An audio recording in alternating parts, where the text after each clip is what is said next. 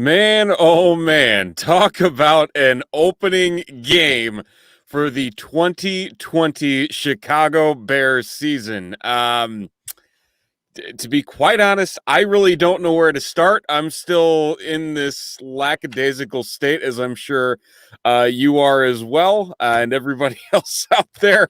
But welcome into the Bearfront Podcast, the Hurry Up Recap, going live with these every week, thanks to our new fun toys with StreamYard here, but very excited about everything.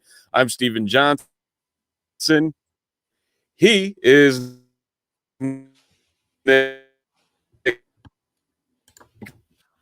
betting, and Nick, uh, uh, um,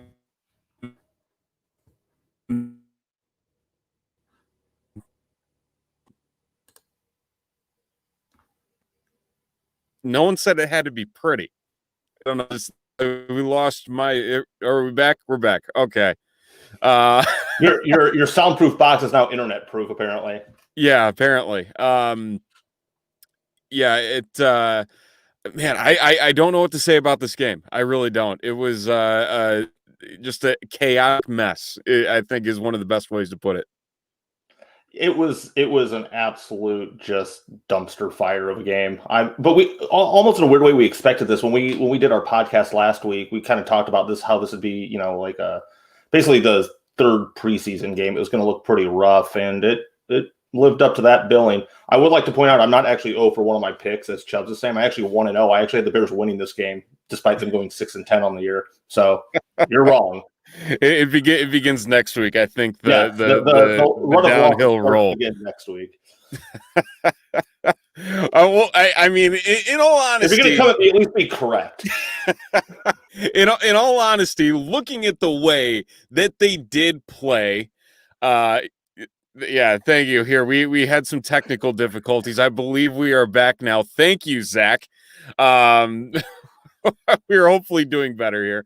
But I tell you what, it didn't leave a lot up to the imagination for where this team can go. And there's so many different places that we could potentially start here. But let's, I guess, just start from the beginning and just ride the roller coaster all the way through. Because I tell you what, that first quarter, really wasn't a roller coaster. It was a mine cart trip for the first 3.5 quarters. And then it just things picked up in the, basically, honestly, I think at the 8 or 10 minute mark at the fourth quarter, it still seemed like the Bears were just going to lose this football game. So I really didn't turn around until like about halfway through the fourth. I saw a description of the game afterwards in a post game recap that basically said the Bears sat in the abyss and basically just kind of relaxed in there, and then Matt Patricia and the Lions threw them a ladder to get them out. I'm like, that's honestly that's a pretty good analogy. They built them an escalator. I mean, that is the fastest escalator I've seen out of a deep, dark hole. But here's the thing: is you look at that first quarter, the Bears had over 100 yards of offense in that first quarter. That they had some missed connections that were both a Trubisky thing and a receiver thing, where it's just like there was some meshing issues there. The fourth down, which I'm still trying to kind of just comprehend what the hell happened there. And it almost, to a sense, gave you this false sense of hope that, yeah, they're gaining all these yards, they're doing all these things, but they're still not putting points up on the board, which is what ultimately matters. And as it went on, it's almost like, oh God, this is it again. This is the same thing. We're watching a 2019 replay of how the Bears play football on offense. It was a tale of two Mitches, I guess, and it was just really odd. I know we were talking during the game via chat, and just some of those early throws, even the ones that Graham, wears and he's trying to say he should have. I mean, you're still throwing high. You're missing Graham high that post pattern again was just terribly thrown. It actually hit the Lions defender in between the numbers. It's just, and I think at one point you said the Bears had over 100 yards of offense in the first quarter, and I think there was I forget exactly when the graphic came up. I think it was either late in the third or early in the fourth. At that point, the Bears only had like 260, 200, it might have even been 30 yards of offense at some point in the fourth quarter, and just it seemed like everything just ground to a halt, especially the running game. The running game looked great early on, and then it just seemingly disappeared for long stretches, but the entire offense did too. Right, absolutely. And there's a lot of give and take out of this whole game. And again, for as down and then up it was, I mean, the elephant in the room in terms of that discussion being how Mitchell Trubisky played and how there were several times there. And I think I want to say the pit of it was when he went down and there was that 23-yard loss on the fumble, and the whole thing just went backwards. And it's just like, oh God, not again. Please, for the love of God, not again. At that point, it was very dark in that tunnel at that point. There was not much light, and you thought it was a train, because it was one of those things where it not only took you out of even having to make the decision on a field goal. Not that I think you were going to, but at that point, the Bears might have been in 4-down territory too. And I guess the bigger point with this game is this is a real eye of the beholder game. If you want to look at it negatively, you can say the Bears played really pretty poorly for about 3.5 quarters of football. They were down 10 with what was it, 5 minutes to go, along there. And really the only reason they had a chance to come back was because Matt Patricia seemingly decided to kick a field goal rather than pinning them deep, which made zero sense, which I'm sure we'll get to. Or you can say, the Bears stepped up, and when the Lions tried to hand them the game, the Bears, to their credit, took it. And there were some positive things there late in the fourth quarter. But then obviously you have to look at it too, where the Lions re-gifted them the game with 6 seconds to go by dropping an easy touchdown pass. So exactly. You can see what you want. I think the bigger thing with this season too is, Steven, is there's no preseason. We're in the middle of COVID. Weird stuff's going to happen, and it's going to be a really weird. I don't feel like we can take anything big picture away other than it's a win, and that's the point of the game at the end of it. And you escaped, and you got one, and at the end of the season, they all tally up the same. So I guess overall, take it more as a positive, but it was a real circuitous route to get there. Right. I feel like I want to think of it that way, that again, this is a situation in which the Bears had a lot of rust. I mean, they looked like they had a lot of rust. And honestly, if you look across the entire slate of games today, there was a lot of rust across the board. Like there were just teams where you're like, oh, like this is ugly. Like, I mean, the same goes with the Colts losing to the Jaguars today. I mean, no one expected that by Minshew mania lives. Yeah. There was only one incompletion from Gardner Minshew today. That is insane. But here's the thing: is that despite the fact that there was this rust and there was that positivity, and then the fourth quarter came, and all of a sudden the offense came alive. It gives you that uncertainty about, okay, who are the Bears? Are they who we thought they were, or are they actually making strides? Because I mean, even to the point earlier, and this goes into the second and third quarters as well. And you heard Jonathan Vilma mention this a lot of times on the TV broadcast when he was breaking down plays, is he would mention eyeing Allen Robinson or eyeing another receiver, and then at least 2 times, if not 3, you'd hear, "Oh, Jimmy Graham was wide open," and like there's nothing there, and immediately it's he's locking onto receivers again. He's locking onto receivers again. But then the fourth quarter came, and then he got away from it, and you could see him run through his progressions and kind of check every angle of the field and run through all his receivers and all of his options, then come back to the guy that had the best chance of getting the ball. And it's like, did a switch flip? Did something happen? But it was just like a different quarterback out there for the It Bears, and was. in a good way. It's almost like the fumble weirdly woke the team up. It's just after that moment, I don't know. A lot of this is really just it's arbitrary and what you want to see at the end of the day in this game. I'm not entirely sold that this. I mean, the win means a lot. It's a win in a certain sense, but the thing is, it's also the Lions. And if we're going to assume the Lions are terrible and not good, especially their defense, it's you chalk it up. The Bears did what they need to do to win the game. Positive, awesome, but I guess it depends how much stock you put in how good you think the Lions are. I mean, this is a game the Bears are supposed to win if they are going to, be 12-4 and go to the playoffs. But at the same time, I don't think they're supposed to win it like this. And I think it's a process versus product question right now. Is the process to get there did not look good. It was really uneven. But the product you got at the end is fine. And people say, well, it doesn't matter how you win, just win. You don't get bonus points for winning pretty. But at some point, if this team does have Super Bowl aspirations, you have to. I don't think you can be confident that this team can go and play like this and beat New Orleans.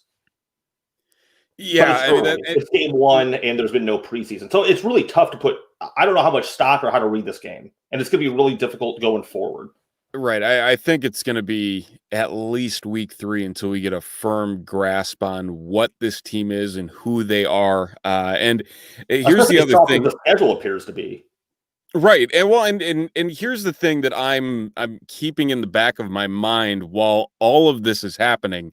And despite the fact that, yes, the Bears went out and did what they had to do to come back from 17 down, score 21 points in the fourth quarter, just have a hell of a second half to get the job done.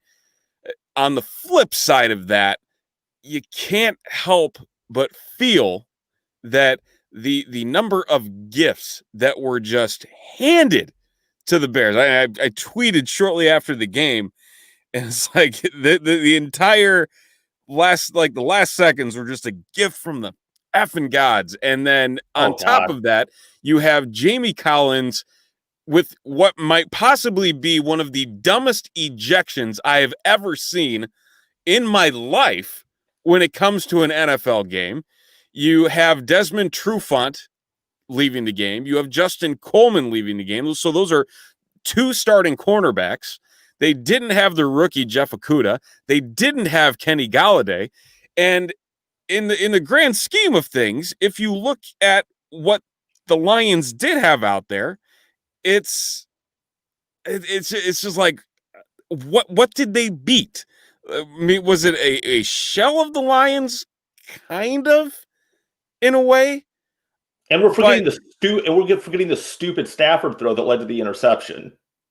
I mean, I will say that Jalen Johnson had a good play on that ball. Oh yeah, but I mean, you don't force that ball over the middle when you're up. Yeah, that in itself was just a bad play call. I mean, you don't set Stafford up that way in any shape or form. Like, that is not Matthew Stafford. And again, Matt Patricia, I would put money. Maybe give me another week here, but I would almost put money to him being the first coach being fired in 2020. Him and Adam Gase are neck and neck. I don't, for the life of me, don't understand how you don't just punt the ball deep in that situation. Just pin them deep. You're up 10. But it just, I don't, nothing about it made sense. Is why don't you just punt the ball deep, make an offense that hasn't done really much of anything against you all day, drive the length of the field. Instead, you roll Prater out there to leave it a 2-possession game at best. And then you miss, and you give the Bears a short field and give them life. It's just, I don't know. Here's the thing. I guess what it comes down to, Steven, is winning like this isn't sustainable. But on the flip side, we're also probably assuming improvement from the Bears. But I don't think you can play like this every week and expect to win a lot of football games.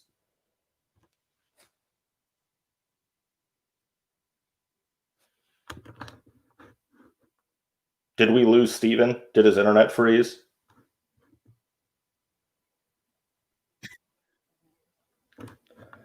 Steven's internet is really bad tonight. We're gonna open the magic door and hope that helps the Wi-Fi issue.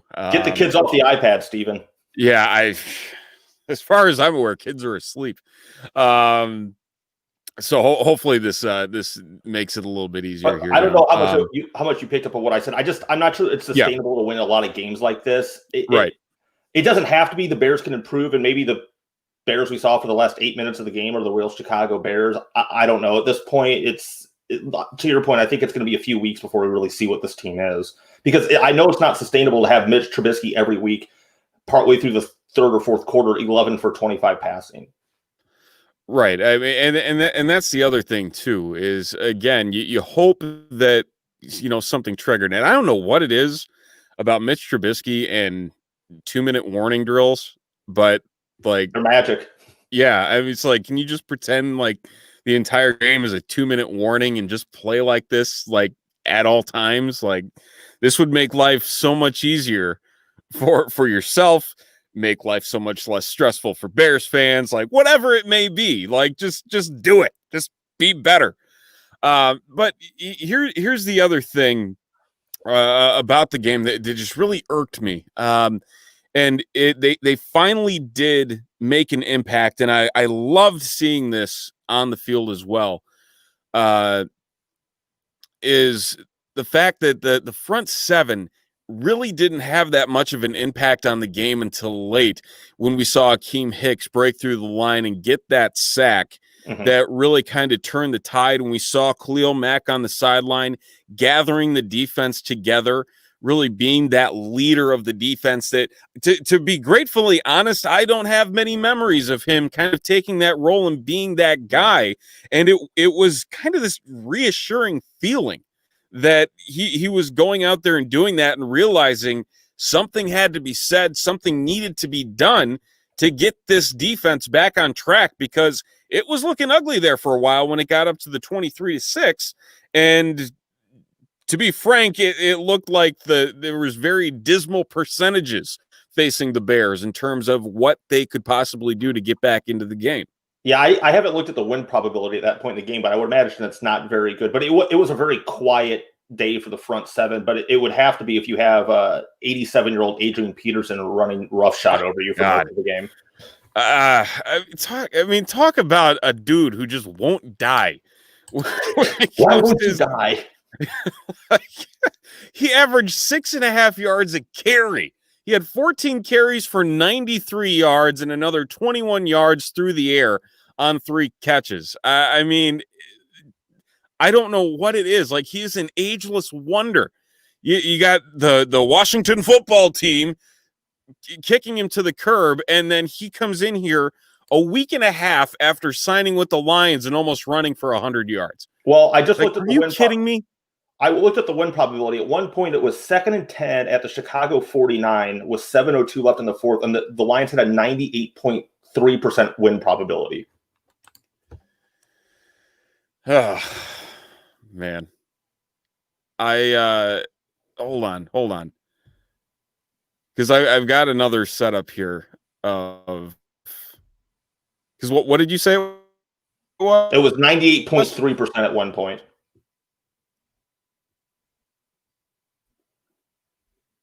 And we're losing Steven again. This stream has gone off the. This stream, as Zach said earlier, is about as good as the Bears were through the first 3.5 quarters of the game. But no, Hector, I agree. The irony is the defense. The defenses should have the advantage, but the offenses wouldn't have their timing down yet. So I would have expected the defense to look a lot sharper than they did throughout the early parts of the football game. Chubbs, I would agree too. Missing Goldman doesn't help. And Danny, the one thing I was surprised Chubbs kind of brings it up with it's not so much the running game. Is late in the first half, the Lions really picked on Trevathan in the pass game with their tight ends, and all of a sudden in the second half, they never really seemingly went back to that. Now maybe the Bears schemed Trevathan out of those mismatches, but it did not look good at the end of the first half with how they're trying to match up Trevathan in the pass game. Yeah, that whole I don't know. TJ Hawkinson kind of had his way with the linebackers today. Yes. To say the least. It wasn't pretty. And honestly, when they did try to exploit that pretty well at the end there. And as we all know, there were a couple names, which I'm sure we will be bringing up here very shortly, that also were not very great in coverage today. Buster Screen. Gee, I wonder why you could say that. I love how he wanted at the end of it when Swift dropped the sure touchdown after beating him. Screen went and did the incomplete taunt. What are you doing, and why? God, I know the reason why they probably haven't gone out to like sign anybody else to help in that secondary is because if you sign them after week 1, then the contract isn't guaranteed for the full season. But if I am Ryan Pace, I am getting on the phone. I am calling every agent for the top remaining cornerbacks on the market. He almost figuring out off to the Lions and figuring out who the hell can replace Buster Screen in the quickest amount of time. Anyone, just anyone at this point. Yeah, my God, I like just there were, and I think we talked about it in our chat. We did once or twice, and it's like it's so damn obvious, and they kept putting them out there, and we realized like the room is shallow right now at corner. Mm-hmm. They've dealt with injuries. They've cut guys. It's really left a lot to be desired. And it makes me wonder what direction they're going to go in, because if they get in front of a podium and they say they're confident with that group of guys, I'm going to lose it, because under no circumstances should there be anybody content with the talent that the Bears currently have in the secondary, all things considered. They're just not deep. And I don't – Fuller played well today. I felt like Kalen Johnson played really well. We knew he was going to get tested. And I feel like some rookie equation. He had some rookie moments, but those are going to happen. I mean, he hasn't played a snap since, December of last year in the bowl game for Utah. So, I mean, there's going to be some of those moments. But overall, I thought he acquitted himself nicely. It's just that nickel cornerback slot does not look very good right now. Oh my goodness, Steven. Oh my goodness. But Mitch, I do like your nickname of Buster back to the wide receiver screen. We're going to have to. It does not. Well, and I mean, you look at.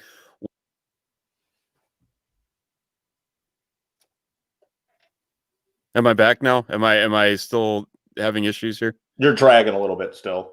I'm dragging, man. I don't know what's happening. Now you're back. I've never had this much issues with my internet. Need to call up said internet company and have a few words with them. Hopefully I'm back now. Hopefully. Okay, good. Yeah, I'm looking here at what they could potentially do depth chart wise in the interim in terms of who they could turn to. And really you look at Vildor, like you mentioned, Artie Burns is on the IR, as we know. He tore his ACL. Duke Shelley, I believe he was out today, if I'm not mistaken.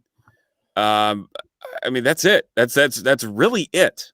But Duke Shelley's supposed to be Screen's replacement. When they drafted him, that was the entire purpose of that draft pick. Like you would think, like, okay, like year 2, like at least be like active roster type. Apparently not. No, apparently not. Well, your boy Javon Wims had a day. He did. I mean, he had his touchdown, his 1-yard touchdown. But I mean, I will never not be low on or I don't know how that saying goes. I'm You'll tired never not today. be high on Javon Wims. Yes, yeah, there we go. Never not be high on Javon Wims. There, I played golf this morning too, so I'm on the struggle bus all day. But yeah, it was good to see him get his little shining moment there. I was ecstatic when Anthony Miller finally came alive, because I'm like, where the hell is this dude after ending last year on such a high note, and then to basically do nothing in the first half, and then talk about a beautiful throw from Mitch Trubisky to Anthony Miller for that go-ahead score. My God, where has that been? And thank goodness it showed up there. Because that's into Mitch's top two throws ever. The one last year against Washington, and then that one. Those are probably the two best throws he's made in the NFL. Yeah, I mean, you had that. I mean, honestly, I don't want to put too much on either the wide receivers or Mitch, but I mean, there were a couple throws today where Mitch put the ball exactly where it needed to be. It may not have been exactly on target, but it wasn't the throws that had you screaming, "Oh my God, I can't believe that was not intercepted," like we heard so many times in the past.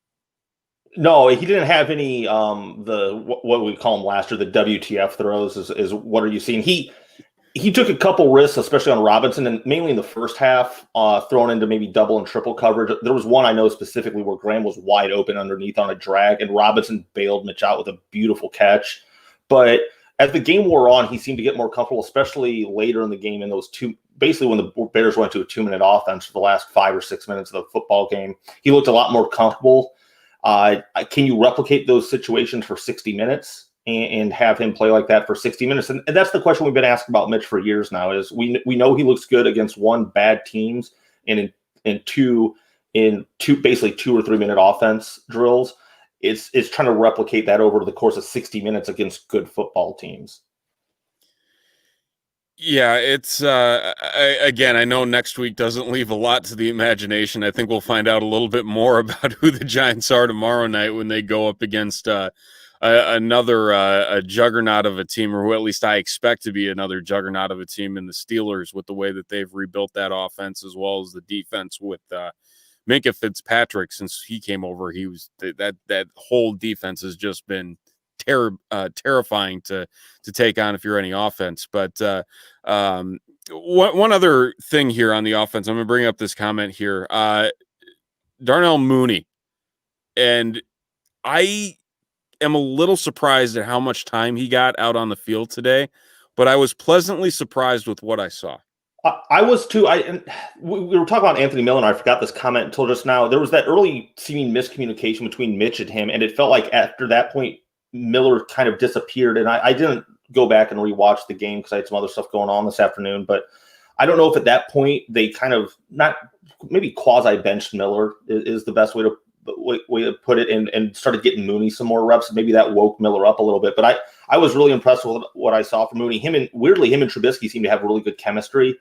And the Bears just need somebody that Mitch trusts opposite Allen Robinson, because we can't have essentially what we have now is Trubisky, staring down Robinson the way that Cutler stared down Marshall for all those years. You can't have that dynamic. But it does look like Mitch was looking for Jimmy Graham a lot too. So I think there's some options out there. There was a little bit of miscommunication, a little bit with Cole Kmet down along the goal line. But I think that was just both of them did the right thing. It was just unfortunate that it just didn't work out. So I don't know. Mooney's nice. The Bears just need to find a reliable second target that Mitch trusts, whether that's Graham, Mooney, Miller, whoever it ends up being, your guy, Javon Wims, perhaps. They just need someone who Mitch trusts. Right. I do believe that Graham took a giant step forward with that today, especially the second half. Once he did start looking for him instead of letting him sit wide open and throwing balls to a double coverage Allen Robinson. But it's again, it all comes back to this. I know we kind of started with this, is the fact that there really hasn't been any type of test for these guys, as there hasn't been a preseason. And again, week 3 is kind of my target here. I'm hoping that is some sort of validity test, or we'll at least have enough evidence to go on in terms of that. But again, I mean, you look back to last year and the way that the whole offense just kind of sputtered outside of Allen Robinson. You had Taylor Gabriel, who just kind of crapped the bed. He wasn't the guy that he was in 2018 and 2019. And then once he went on to injured reserve, you had Anthony Miller come on strong. But that was really it. I mean, again, you're running guys out there like J.P. Holtz and Jesper Holstead and just these names you don't want to hear on an NFL roster, all things considered. I mean, I know that Jesper's a local guy out of Hinsdale, but again, feel good stories are for preseason and nothing more in my mind, because you just the Kenny Christian award and Ken Mistroli. Those are the times we need to see Jesper Horsted. It's in that sense, it is promising, though, that there's a little bit more talent in that room. And I think it's very obvious that there is more talent in that room, bigger targets for Mitchell Trubisky as well, instead of all these tiny little guys shifting in and out of formations like Taylor and even Tariq Cohen, who, in all actuality, I mean, you look at the box score today, he did pretty well on the ground. Yeah. He had 7 carries for 41 yards, but through the air, he only had 2 catches for 6 yards. And that was kind of shocking to me, just how little he was being used compared to what we had seen in the past out of him, because it didn't really, make I guess a whole lot of sense that they didn't really move him out much to create some mismatch setups in the slot against some guys. I don't know. That was one of the more surprising things for me, is just the way that they utilized Cohen and really the running game overall. Because like you said earlier, early on, the running game really got going. I really enjoyed watching David Montgomery today. He did run very well. He stayed on his feet. He broke a lot of tackles today, a lot of tackles, which is a very promising thing. And then we also watched Tariq Cohen, not at first, but at a latter stage of the game, like the third quarter, start to get the run out of bounds right feet. Yeah, the run out of boundsies. Yeah, we'll call it that. And you just look at him and you're like, are you not over this? Like, how many years does it take to get over this? It was a weird dynamic. I mean, the running game dried up in the second half, but I really think part of that too was probably the Lions scheming around. The only thing that was really hurting them was the Bears running game. So I'd be interested to go back and see how many loaded boxes the Bears ran into in the second half once that run game dried up, because Mitch was not having a good game through the first 3 quarters of football. So, I mean, why are you going to let the one thing that's hurting you hurt you? And I think they basically asked Mitch to beat them, and then with Matt Patricia and DeAndre Swift's help, Mitch ended up beating them. I do need to find the quote that did come out during the game, I believe, by a certain Lions coverage that more or less said, I thought Mitch, was dominant against the Lions, or something along those lines, and basically just calling out the fact that, it's no big deal. Like the Lions got this. There's nothing to worry about. Oh yeah, I thought Trubisky and Nagy owned the Lions, and the comment did not age well at all. and everybody, Lions brawl, there we go. And that was entertaining to watch, because that blew up very quickly. And again, for as much as the Bears, because this is 5 straight wins now against the Lions, not all of them have been pretty, and no one said they had to be pretty. But my God, there's just so much to fix. Well, I guess I'd ask you, Steven. You kind of know where I stand on it. What do you ultimately take from this game? Do you just chalk it up as a win and move on? Steven didn't update his Prodigy CD that he got in the mail.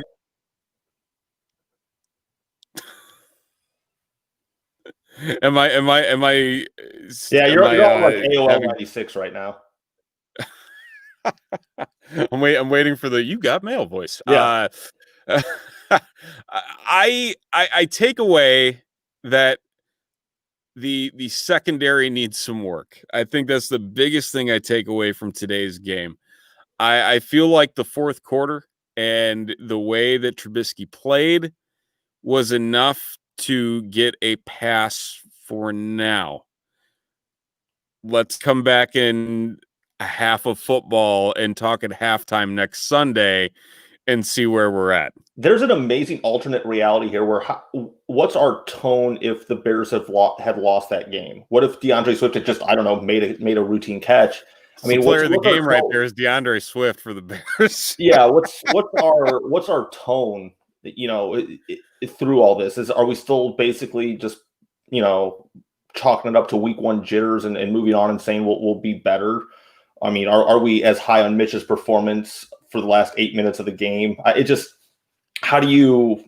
There's an amazing alternate reality out here right now that I'd be really interested to live in Flipping and just see the tables, comments. throwing things. Yeah. God, I almost because I started getting in. I was. It's funny. I was over at my cousin's, and it got to the point where like, all right, we just need to start betting on things to like just try and make ourselves feel better. After it got to a 17-point game, and so we actually ended up betting the over for this, and thankfully it turned out in a positive way that the over hit. Uh, I can't really. I mean, and this is the thing that kind of stinks about it is you're just happy that they're 1-0 and not 0-1. That's real. Yep. That's really the main positive to it because again, the secondary needs a lot of work.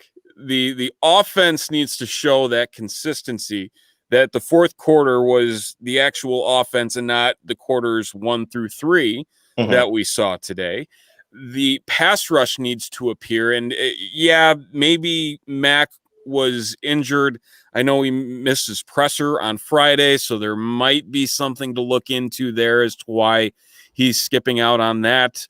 But again, there's no Robert Quinn, so maybe getting Robert Quinn back, hopefully, fingers crossed, next Sunday will light a fire under that front seven. The concerns over the linebacker, specifically Danny Trevathan, who looked really slow today. And if we can see Roquan kind of fire up and be that guy that can run from sideline to sideline, there's a lot of questions. And I'm hoping that it's just knocking off the rust and we're going to see a more well-oiled machine next week. But I'm scared to death that's not going to be the case. You saw a lot of weird. It was actually kind of interesting. You saw a lot of weird stuff yesterday with college football, with a lot of teams looking really rusty. But you didn't. I felt like today in the NFL, you didn't see that as much. So I'll be interested.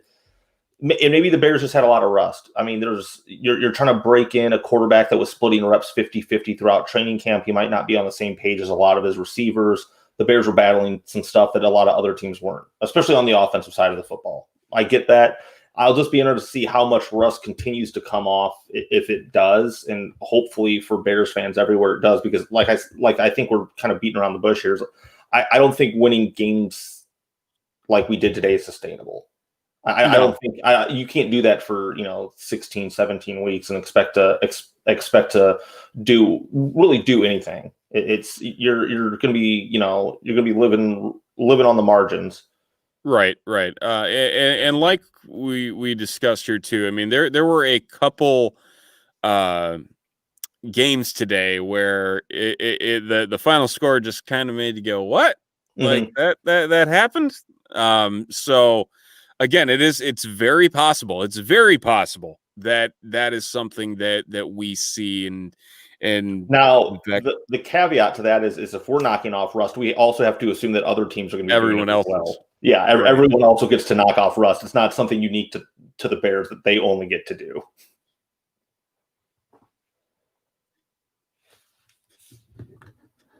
Oh, we lost Steven again. I'm going to blame his Iowa State sweatshirt.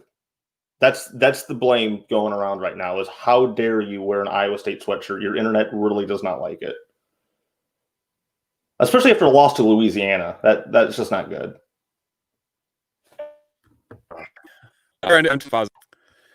It's funny. Every time this happens, I see the comments. I can hear you crystal clear. So I have no clue what's happening. So I'm just at a every loss. time it freezes. Man, apparently I have things to work on before we hit the streams again for the hurry up recap next Sunday. But yeah, it's again just a weird week, but again, overall it's a positive week, a positive day. NFL football is back, and it has been a long time coming. It has been a hell of a year, as we all are very well aware of. And it just feels good to know that sports are back. Honestly, Chicago in general today had a hell of a sports Sunday. Oh yeah, it was a great day for Chicago sports. Yeah, we got the Bears victory, albeit by the slimmest of margins. Again, thank you, DeAndre Swift, for being a jittered rookie to worry about trying to catch a wide open pass because Buster Screen can't cover you properly. Alec Mills throwing a no-hitter for the Cubs today against the Brewers. The White Sox winning. Just a good day. Just a damn good day. And again, like Chubb says here, in the end, we all just want the Bears to win. Winning is all that matters. It makes you feel better on the inside. Yes. However, can't sugarcoat as much right now. No. Knowing we don't know who the Bears are yet. We're not at the Denny Green moment yet of we don't know who the Bears are. No, because there was more bad than good today. And it's just by literal standards of game time, there was more bad than good. Right. I mean, I will say this: you take that fourth quarter as a standalone, and you just show somebody that, and you're like, "Wow, this team's good." Show them the 45 minutes before that. I would even say cut the film off right at. Don't show them everything after the Mitch fumble, because if they see that Mitch fumble, it's gonna be bad. I'm just like replaying it in my head, and it's like you watch it and you're like, ugh. Like just there was nothing even remotely positive about that entire play. It's like the whole thing collapsed and it's like, I can't go anywhere. Plop, ball on the ground, 27 yards back. What I will say is, aside from that, when Mitch ran today, he was safe and he was careful when he ran. He wasn't taking unnecessary hits, which I think is a good step forward.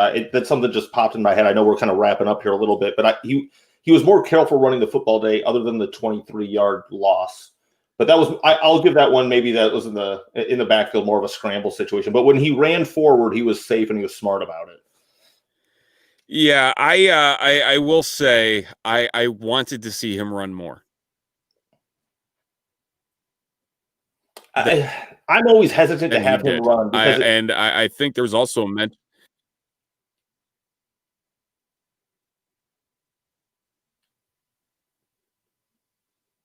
We've lost Steven again, and he can probably hear me crystal clear still. But no, what I was going to say about Mitch running is I'm always hesitant to have him run, because it seems like the last few years when he has taken off, that's when he's gotten himself into trouble and gotten himself injured. So I know it's really a key part of his game, and he needs to run to be an effective NFL quarterback, I think, a lot of ways right now, just because he's not as polished of a passer. But I was happy to see him be smart with it today, I guess is my point. Yeah, no, I mean, to an extent, I do agree. I just like you look back to 2018 and before the hit against the Vikings and Harrison Smith, just how important that aspect of his game was to him being a quarterback. Mm-hmm. I feel like we need to see him get back to some capacity of having that in his arsenal, because it's only going to help him. It's only going to open things up on the defensive side of the ball. Exactly. Because again, if they believe he's a one-trick pony, which we all kind of saw that he can be if he gets into sticky situations, I mean, you gotta do something different, and why not go back there? And I get not wanting to re-injure the shoulder. I get Mhm. not wanting to go down that path again, but at the same time, like you got to do things in order to win the game, and that's all that matters is winning the game. Do whatever it takes at all costs, and you just have to see it. You have to see it. I think.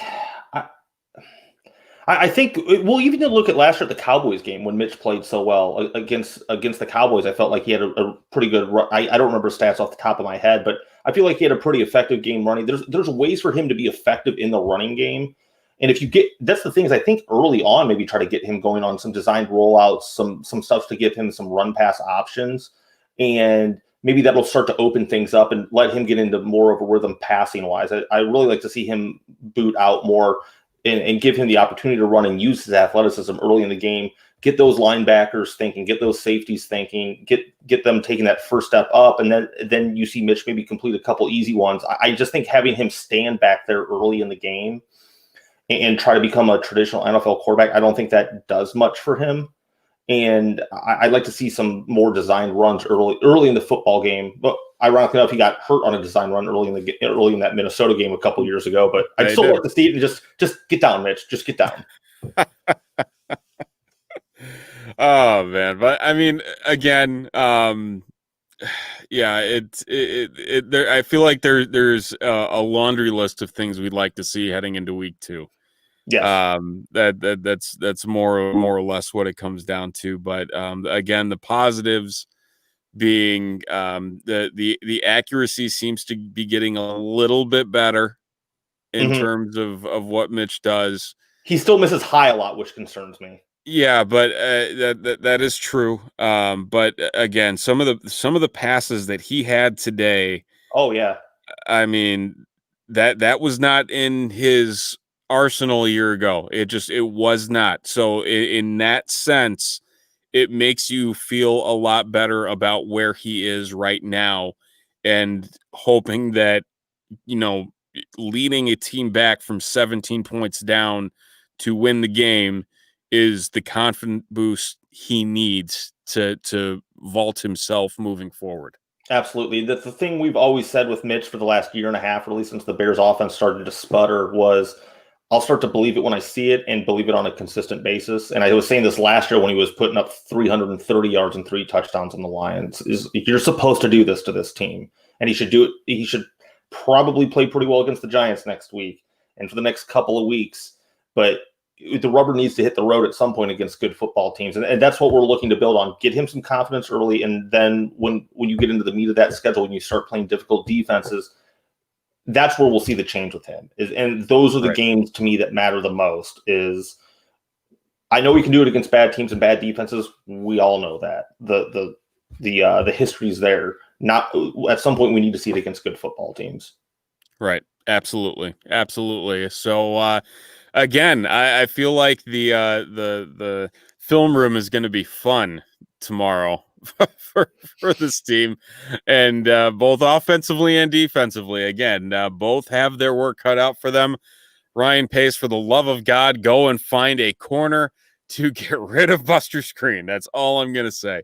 And yeah, we'll have a lot more to talk about when it comes to this Giants matchup later this week on the next episode of the Bearfront podcast that will be dropping late Thursday night, early Friday morning, getting you ready for week 2. And then, as always, you check out the rest of our Bears coverage.